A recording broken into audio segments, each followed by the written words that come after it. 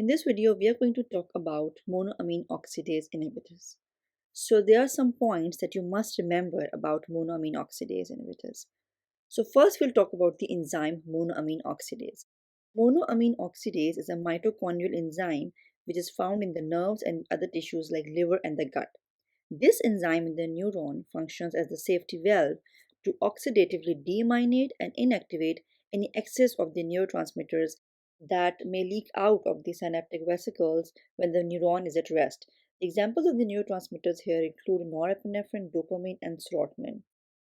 So, the monoamine oxidase inhibitors inhibit the enzyme either reversibly or irreversibly, and the examples of monoamine oxidase inhibitors include phenylazine, phenylcypromine, isocarboxazid, and salicylic.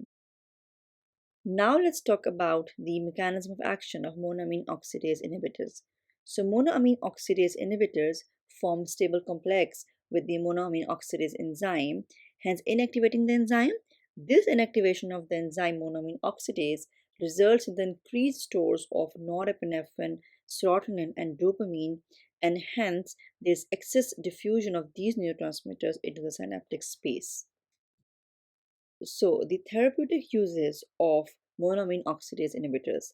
Monoamine oxidase inhibitors can be used in depressed patients who are unresponsive to other antidepressant drugs like TCAs or SSRIs, or in those patients who are allergic to TCAs or SSRIs. These drugs can also be used in a special subcategory of depression called atypical depression. Monoamine oxidase inhibitors are well absorbed after oral administration. They are hepatically metabolized and excreted in urine. The side effects of monoamine oxidase inhibitors are unpredictable due to drug-drug and drug-food interactions.